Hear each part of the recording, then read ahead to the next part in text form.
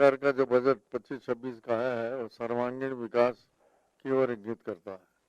यह न केवल उद्योग की दृष्टि से, एग्रीकल्चर की दृष्टि से, रक्षा के संबंध में, आंतरिक सुरक्षा के संबंध में, पर्यटन के संबंध में, इंफ्रास्ट्रक्चर डेवलपमेंट में, एयर कनेक्टिविटी, शिप कनेक्टिविटी, बंदरगाह का इम्प्रूवमेंट, एक करीब 100 नए एयरपोर्ट 5 साल में बनाना, धार्मिक टूरिज्म, मेडिकल टूरिज्म को बढ़ावा देना और खास करके एसएमई सेक्टर के ऊपर नया फोकस करना, नए बाजार पे ध्यान देना, शिक्षा के ऊपर नई आईआईटीज खोलना, एमएनआरआईज खोलना, मेडिकल एजुकेशन को बढ़ावा देने के लिए करीब 75,000 से 1 लाख तक की सीटें बढ़ाना, ये इस बात को इंगित करता है विकास की ओर है।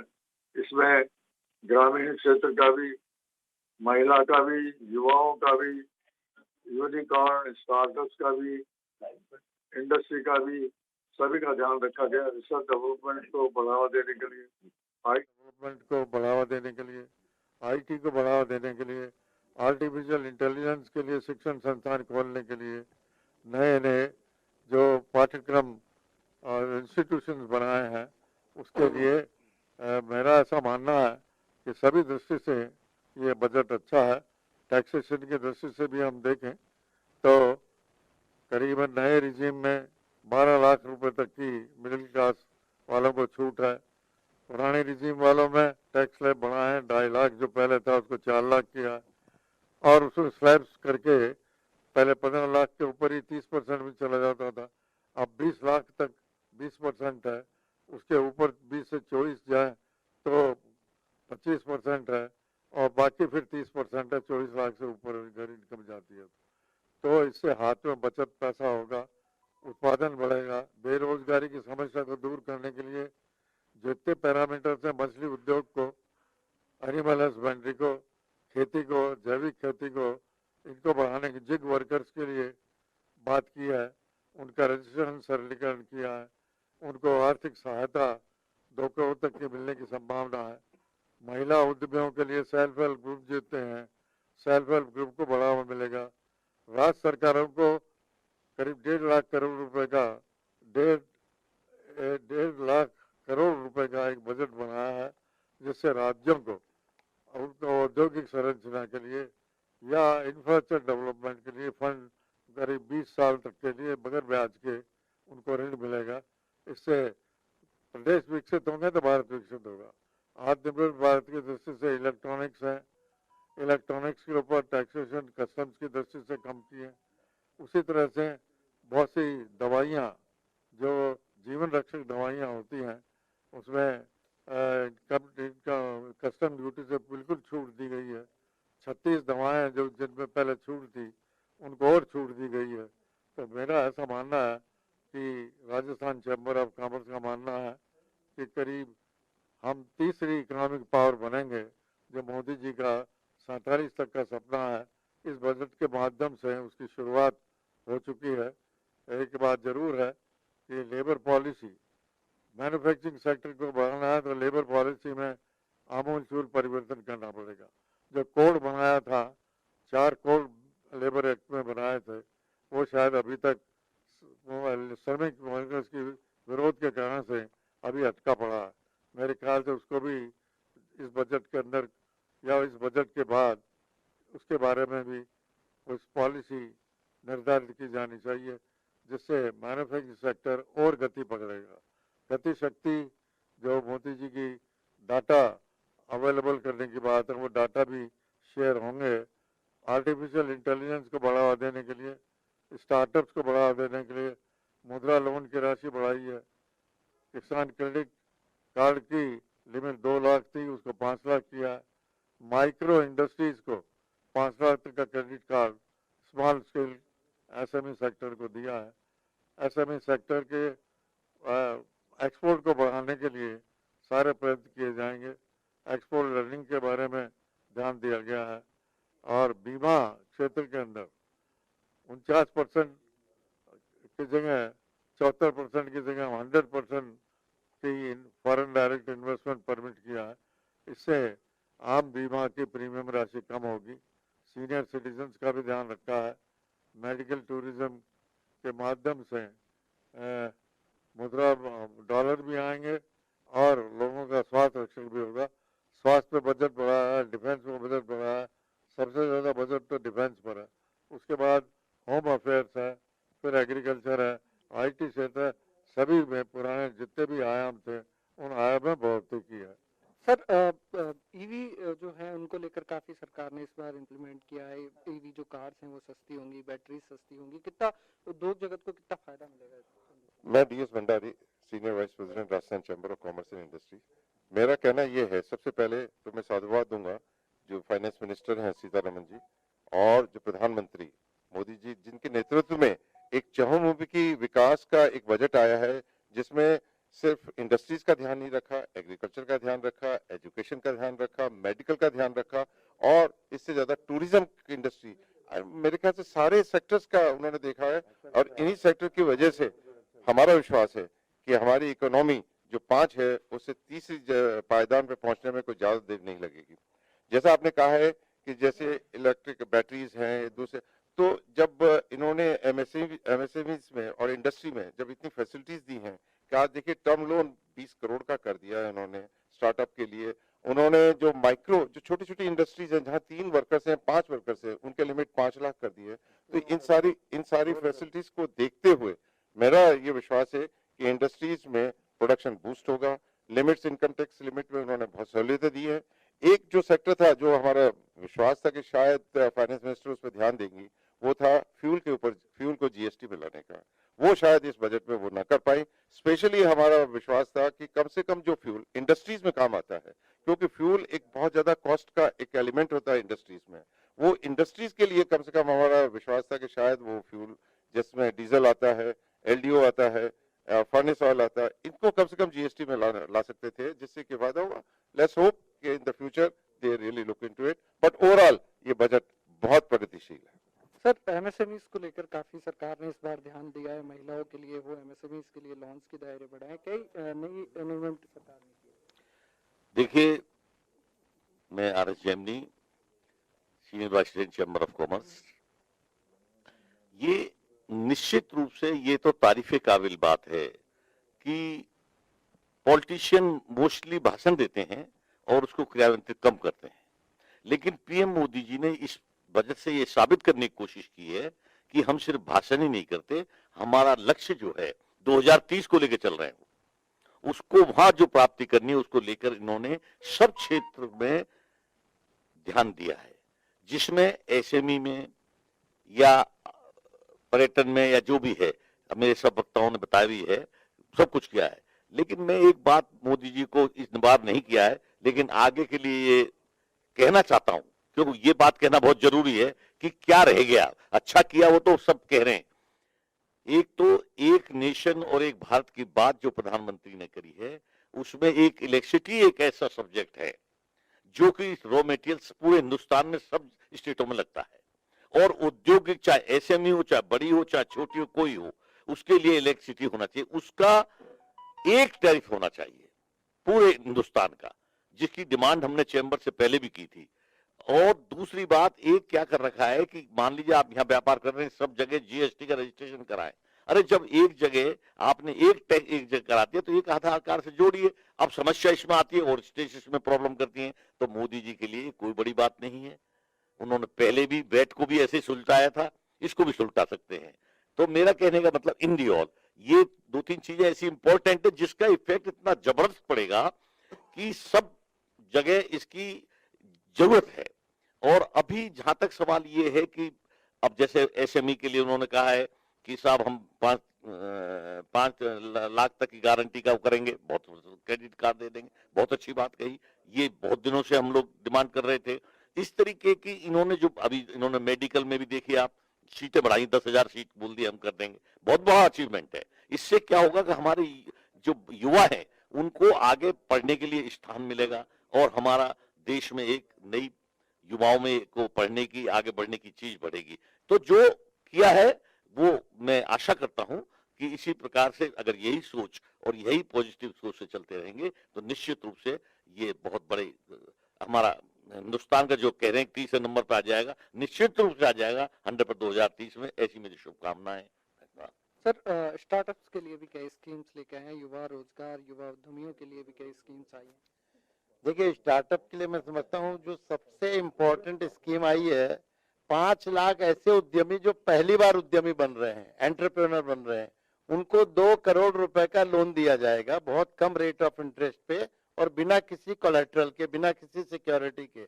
आज तक किसी ने ये हिम्मत नहीं की थी कि बिना कोलेटरल या बिना सिक्योरिटी के नए काम चालू करने वालों को लोन दिया जाए। तो ये अपने आप में एक बहुत बड़ा स्टेप है। इससे एक औद्योगिक क्रांति आएगी और युवाओं का जोश बढ़ेगा। युवा केवल जॉब प्राप्त करने के लिए लाइन में नहीं लगेंगे, बल्कि जॉब देने वाले भी बनेंगे। इसमें महिलाओं के लिए भी है, अनुसूचित जाति वालों के लिए भी, सभी के लिए है। तो ये एक बहुत अच्छा कदम मानता हूँ। इसमें जो लेबर रिफॉर्म्स की बात हो रही है, तो मैं समझता हूँ आगे कुछ ऐसा पॉलिसीज आगे आने वाले समय में हम देखेंगे। एक तो डायरेक्ट टैक्स कोड नया आएगा, जिससे इनकम टैक्स में काफी सहूलियतें मिलेंगी, और दूसरा लेबर रिफॉर्म्स भी आगे आने वाले समय में आएगा। तो जो जो सरकार को मजबूती प्रदान होगी, जो जो जनता का सहयोग और समर्थन मिलेगा, मैं समझता हूँ ये नए टैक्स रेजिम, नई पॉलिसी, नए रिफॉर्म्स आगे हमें देखने को मिलेंगे। और निश्चित रूप से 2030 तक मैं समझता हूँ पूरा काया पलट हो जाएगा देश का, और तरक्की की नई इबारत लिखेगा देश, और विश्व गुरु बनने में भारत को ज्यादा समय नहीं लगेगा। सर लेदर स्कीम्स भी लाई गई है, जिससे कहा जा रहा है कि लाखों लोगों को रोजगार। इंडस्ट्रीज को लेकर भी कई इम्प्लीमेंट किए, रियल एस्टेट को लेकर क्या उम्मीद थी, कितनी उम्मीदें पूरी हुई? देखिए, मोदी जी को पहले तो आपके माध्यम से बहुत बहुत बधाई कि पूरे देश को बांधना और विकास की तरफ ले जाना, ये बहुत बड़ा संकल्प था और देश को बहुत आशाएं भी थी, और वो आशाएं काफी कुछ खरी हो रही हैं। इनकम टैक्स की जो मध्यम दर्जा सबसे ज्यादा बहुत ज्यादा प्रताड़ित महसूस करता था कि मेरी लाख रुपए महीने की तनख्वाह, उसमें से मेरा 20-25 हजार 50 हजार रुपया कट जाता है हर 2 महीने में, महीने में 3 महीने में। तो ये बहुत बड़ी उसको तकलीफ का विषय था। तो उसमें 12 लाख तक की जो छूट दी है, और स्टैंडर्ड डिडक्शन मिला करके 12,75,000 तक की छूट दी है। और सीधी सीधी एक तरह से एम्प्लॉय क्लास और मध्यम दर्जे के आदमी, जो देश के अंदर मेजोरिटी 70% 80% इस क्लास को बिलोंग करते हैं, उनको राहत दी है। जहां तक आपके इंडस्ट्रीज की बात है, रियल एस्टेट सेक्टर की मैं बात करूं, तो रियल एस्टेट सेक्टर में बहुत बढ़िया इससे बूस्ट आएगा कि आज उड़ान स्कीम बनाई, जिससे कनेक्टिविटी आएगी, फ्लाइट्स चलेगी। इंफ्रास्ट्रक्चर के ऊपर बहुत ज्यादा इन्होंने फोकस डाला है कि इंफ्रास्ट्रक्चर के अंदर और फंड डाइवर्ट किया है, डाला गया है। प्रधानमंत्री जी ने एक जो स्टॉल प्रोजेक्ट है, रुके हुए प्रोजेक्ट है, उनके लिए 15,000 करोड़ रुपए का और एलोकेशन किया है। तो उससे भी काफी कुछ इसमें रियल एस्टेट को सपोर्ट मिलेगा। हाँ, ये बात साथ साथ है कि अगर इसमें और 2-3 चीजें हो जाती कि आज इंटरेस्ट ऑन इनमें जो लोन लिया जाता है मकान खरीदने के लिए, आम आदमी खरीदता है, उस लोन के ऊपर जो ब्याज दिया जाता है, उस ब्याज के ऊपर 2 लाख तक की लिमिट है अभी, कि उससे ऊपर लिमिट क्लेम नहीं कर पाता इनकम टैक्स में राहत का। तो आज इसमें बहुत महती आवश्यकता थी, कि 10-12 साल से चली आ रही है। आज इसको बढ़ा करके कम से कम 5 लाख रुपए करना चाहिए था, जैसे इनकम टैक्स को 5 से 12 किया है, तो इसकी भी लिमिट को बढ़ाना चाहिए था। 80 सीवी की रिबेट में 1.5 लाख तक की लिमिट है, कंट्रोल है उसकी, कि रिबेट 1.5 लाख तक की मिलेगी, तो वो भी बढ़ा के कम से कम 5 लाख करने की उम्मीद थी। रियल एस्टेट सेक्टर एक ऐसा है जहां से सबसे ज्यादा रोजगार मुहैया कराया जाता है। इस रियल एस्टेट के रोजगार को उन्मुख मानते हुए, रोजगार को ध्यान रखते हुए, इसको इंडस्ट्री का दर्जा मिलना चाहिए। आज उद्योगपतियों को, उद्योगों के अंदर बहुत कई ऐसी राहतें हैं जो रियल एस्टेट को नहीं है। ब्याज की रेट कम होनी चाहिए, और चीजें इसमें सुविधाएं मिलनी चाहिए। तो इंफ्रास्ट्रक्चर का अगर दर्जा मिलता तो निश्चित तौर से इसमें बड़ी एक राहत की उम्मीद होती, और बहुत बड़ा एक इसको बूस्ट मिलता रियल एस्टेट में, और सपोर्ट मिलता। साथ ही साथ एक लेबर सेस एक ऐसा सब्जेक्ट है जो बहुत डिबेटेबल है इस समय। लेबर सेस रियल एस्टेट के ऊपर लगाया जाता है, जो इंडिविजुअल हाउस बना रहा है उसमें भी लगता है, उसके ऊपर 1% लेबर सेस है टोटल लागत के ऊपर। लेकिन इसके साथ साथ 2% इसमें अगर लेट हो गया ब्याज पेमेंट, इसका इंस्टॉलमेंट कोई लेट कर दी, तो उसमें 2% माहवारी ब्याज लगता है, पेनल्टी लगती है। तो अगर किसी ने 1 साल लेट कर दिया, 24% सैकड़ा 3-4 साल कर दिया, तो डबल हो जाता है बढ़ करके। तो इस चीज के ऊपर अमनेस्टी स्कीम भी गवर्नमेंट को लानी चाहिए थी, जैसे इनकम टैक्स मिलाए, जीएसटी मिलाए, अदर टैक्सेस मिलाए। तो इसके ऊपर अमनेस्टी की हम उम्मीद करते हैं कि इसके ऊपर भी स्कीम आएगी, और इससे एक राहत मिलेगी। श्रमिकों का जो कल्याण कोष है वो उनके सही मायने में काम आ पाएगा। तो इस तरह से ये ओवरऑल बहुत विकासोन्मुख है, बजट बहुत बढ़िया है, आम आदमी से खुश है, और हम लोग भी सब बहुत खुश है। ये 2-3 चीजें, छोटी मोटी चीजें आगे मैं उम्मीद करता हूँ बजट सेशन के दौरान इस पर एड्रेस किया जाएगा, और ये कमियां दूर की जाएगी। आम लोगों को काफी उम्मीद थी सर। जो सीनियर सिटीजन हैं उनके लिए भी कई इन्वेस्टमेंट किए गए हैं, कुछ दवाइयाँ सस्ती। देखिए, जैसा मैंने आपसे कहा था कि चहुमुखी विकास का बजट बनाया है, इसमें एक सीनियर सिटीजन उनके लिए उन्होंने टैक्स में लिमिट बढ़ाई है, एक बहुत ही अच्छा कदम है। और दूसरा, 36 मेडिसिन के ऊपर कस्टम ड्यूटी उन्होंने ड्रास्टिक रिड्यूस की है, स्पेशली कैंसर के रिलेटेड जो मेडिसिन है, जो कि इतनी कॉस्टली मेडिसिन है और जो नॉर्मली, वैसे तो हर उम्र में हो जाता है, बट नॉर्मली ज्यादा उम्र वाले लोगों को ज्यादा इसका पॉसिबिलिटी रहती है। तो इसके लिए एक हेल्थ के अंदर उन्होंने 36 मेडिसिन के ऊपर कस्टम ड्यूटी कम की है, टैक्स का स्लैब उन्होंने सीनियर सिटीजन के लिए बढ़ाया है। तो ये एक ऐसी कदम है जो कि एक बहुत फायदा देगा सीनियर सिटीजन्स को, जो कि हम यानी the people were looking forward it, के लोग बाग इसको तरफ देख रहे थे। तो एक ये दो ही चीजें का हमें इसमें है, एक तो जैसे मैंने आपको बताया फ्यूल के ऊपर जीएसटी उन्होंने नहीं करी है, तो वो एक। दूसरा एक है कि मोस्ट ऑफ द जो एमएसईज हैं, एमएसएमईज हैं, वो या तो पार्टनरशिप फर्म है या वो एलएलपी हैं। इनको इन्होंने जैसे कॉर्पोरेट सेक्टर में जो कॉर्पोरेट्स हैं, जो उन्होंने टैक्स में उनको रियायत दी है, वो इन्होंने पार्टनरशिप फर्म्स और एलएलपी को नहीं दे रखी थी। हमारा विश्वास था कि इस बजट में वो रियायत, क्योंकि पार्टनरशिप फर्म, एलएलपी, एमएससी इतने तो कम आदमी होते हैं, कॉर्पोरेट्स में इतने ज्यादा आदमी होते हैं, फिर भी उनको रियायत दे रखी है, छोटे और को नहीं दे रखी। तो ये हमारा एक्सपेक्टेशन था कि वो, आई होप के वो आगे इसके ऊपर ध्यान देंगे और छोटी जो फर्म्स है एमएससी में, उसमें ये कदम उठाया जाएगा। सर, जो टैक्स को लेकर जो नए प्रावधान किए गए हैं, नौकरशाहों के लिए, जो लोग रोजगार नौकरी करते हैं, उनके लिए काफी फायदेमंद इस बजट को देखा जा रहा है। आप किस तरह से देखते हैं? देखिए, नौकरी पेशा व्यक्ति को आज इस बजट में 12,75,000 रुपए तक के इनकम के ऊपर कोई भी किसी भी प्रकार का टैक्स नहीं देना है। ये अच्छा है, स्वागत योग्य है कि जितना पैसा मार्केट में फ्लो होगा उतना ही इंडस्ट्री का विकास होगा। और ये इस बजट में हमने इंडस्ट्री स्पेसिफिक इंडस्ट्रीज को और शामिल किया है, जिनमें आपने देखा होगा टॉय इंडस्ट्रीज को, टॉय इंडस्ट्री में वर्ल्ड लीडर बनने की बात कही है। ऐसे ही लेदर की इंडस्ट्री के ऊपर बहुत फोकस किया है। तो कहने का मतलब इंडस्ट्रियल फोकस जो है वो अब स्पेसिफिक है कि अब हमको इंडस्ट्रियल विकास करना है। आईआईटी में सीट्स जस्ट डबल कर दी तो उसका मतलब औद्योगिक उसके लिए, ढांचे के लिए उतनी ही क्षमता का स्किल्ड लेबर, स्किल्ड वर्कर मिल सके, इस बात पर बहुत फोकस किया गया है। टैक्स से निश्चित रूप से राहत मिलेगी, पैसा मार्केट में फ्लो होगा, मार्केट में ज्यादा फ्लो होने की वजह से बहुत तेजी से अर्थव्यवस्था का विकास होगा और हम अपने लक्ष्य पे बहुत ही शीघ्र कामयाब हो सकेंगे, ऐसा मेरा मानना है। आनंद मेहरवाल, महासचिव, राजस्थान चैम्बर। अलग अलग सेक्टर्स हैं, उनमें लेबर की बहुत जरूरत होती है, तभी कहीं ना कहीं जाके इंडस्ट्रीज चलती है। लेबर लॉस के लिए आप क्या कहेंगे? देखिए, एम्प्लॉइज के लिए इन्होंने 12 लाख का जो स्लैब किया है, उसमें टैक्स की रिडक्शन की है, वो बहुत अच्छी बात है। लेकिन एक इस बजट में सबसे बड़ी बात यह है कि आज भारत में 7.7 मिलियन वर्कर्स जो है गिग वर्कर्स हैं, जिनकी कोई सोशल सिक्योरिटी नहीं है।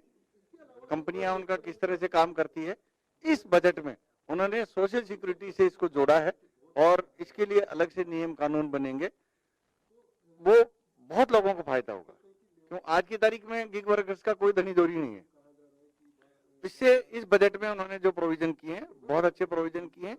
दूसरा, इसमें थोड़ा लेबर रिफॉर्म्स की में थोड़ा सा कम है, हो सकता है आगे अनाउंसमेंट करें। वो जो 2019-20 में लेबर कोड बनाए गए थे, उनके बारे में अभी तक लागू नहीं किया और इस बजट में भी कोई ऐसा अनाउंसमेंट नहीं किया कि हम लेबर कोड को हम लागू करेंगे। तो ये आगामी बजट में हो सकता है आगामी कोई रूल्स रेगुलेशन बनाए। लेबर पॉलिसी का इन्होंने जरूर जिक्र किया है, जो लेबर पॉलिसी आएगी कोई नई, उसमें हो सकता है कुछ चीजें और इनकॉर्पोरेट करें। ओवरऑल बजट बहुत अच्छा है।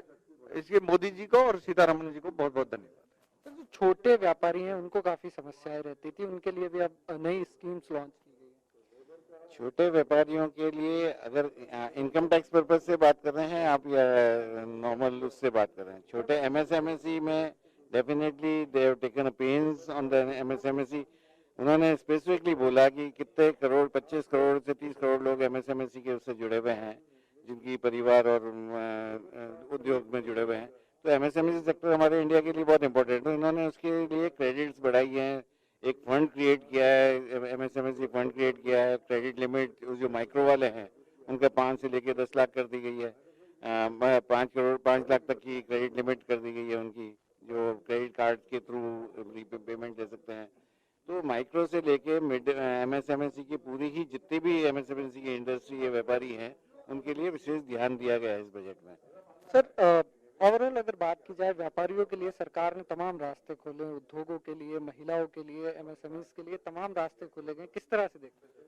बिल्कुल, ये बजट में 2025-26 का बजट के रूप में नहीं देखता हूँ, इसको मैं 2030 का बेस बजट मान के देख रहा हूँ कि 2047 जो अमृत काल महोत्सव विकसित भारत का सपना हमारे प्रधानमंत्री मोदी जी का है, निश्चित रूप से उसको अवधारणा को ध्यान में रखते हुए मेक इन इंडिया ही नहीं, अब मेक इन वर्ल्ड वाला फार्मूला अपनाने के साथ में, जिस तरह बीमा क्षेत्र में 74% एफडीआई को बढ़ाकर 100% कर दिया गया, एमएसएमई सेक्टर को बहुत सुविधा दी गई, डायरेक्ट टैक्स में बेनिफिट दिए गए, डायरेक्ट टैक्स का नया रिफॉर्म, और वित्त मंत्री जी ने घोषणा भी की है, माननीय निर्मला सीतारमण जी की, अगले महीने तक नया इनकम टैक्स एक्ट आएगा। इसके अलावा वरिष्ठ नागरिकों को जो 15,000 की छूट थी, आज उसको बढ़ाकर 1 लाख तक करने की घोषणा कर रही है।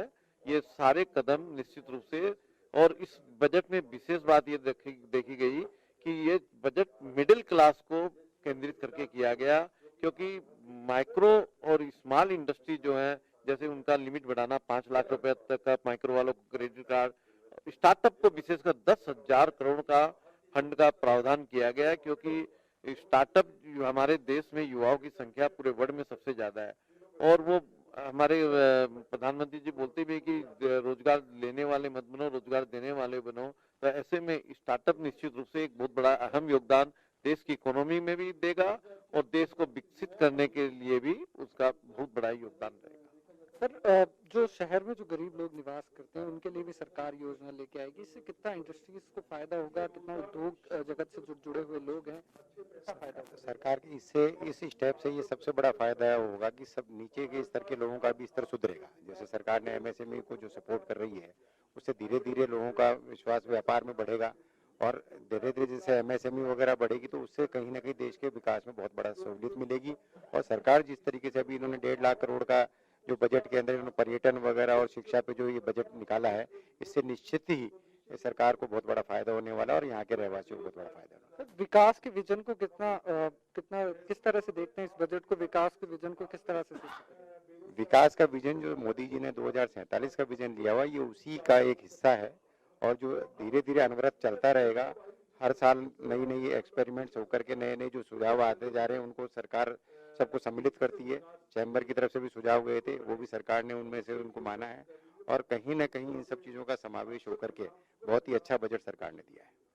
देखिए राजस्थान चैम्बर से जुड़े हुए तमाम जो व्यापारी हैं उनका कहना है कि ओवरऑल जो बजट है उद्योग जगत के लिए, शिक्षा जगत के लिए, चिकित्सा जगत के लिए, तमाम जो जुड़े हुए लोग हैं उद्योग